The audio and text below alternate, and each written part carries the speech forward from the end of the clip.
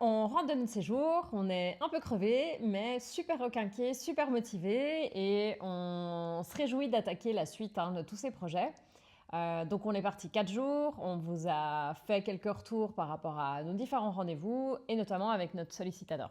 C'est toujours important de faire une mise au point, un état des lieux d'où est-ce qu'on en est. Donc on a vu avec la Sollicitador, on a l'intention de créer une nouvelle entreprise, donc on a fait un point. Est-ce que vaut mieux développer les statuts de notre entreprise existante ou créer une autre société? Donc ça, on n'a pas encore pris la décision. On a fait un point un petit peu fiscal, même si ce n'est pas son domaine. Et puis on a vu aussi, puisqu'on a une vente en cours qui devrait se terminer à la fin du mois, on a fait le point, où est-ce que ça en est d'un point de vue procédure.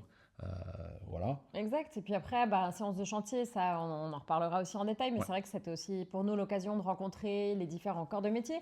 C'est vrai que comme on a un entrepreneur qui fait toute la coordination, on n'a pas toujours l'occasion en fait de voir chaque personne. Et là, ce qui était cool, c'est que comme à chaque fois, en fait, on fait une nouvelle rencontre. Et là, l'un des corps de métier se trouve être l'électricien est fraîchement installé, au fait, un franco-portugais. Et là, il s'est installé, il a pris la décision donc de s'installer, de lancer son business d'électricité. Ouais. Au Portugal avec son épouse. Voilà. Voilà, Donc, c'est toute vrai la que petite famille est arrivée. Et puis quand on lui demande pourquoi le Portugal, pourquoi il est venu là, c'est un petit peu comme tout le monde, c'est que déjà il y a une attache particulière, mais surtout chercher une meilleure qualité de vie, une meilleure ambiance, être moins stressé. Alors certes, il venait de la région parisienne, mais il cherchait quelque chose, il allait vers quelque chose qui lui faisait envie.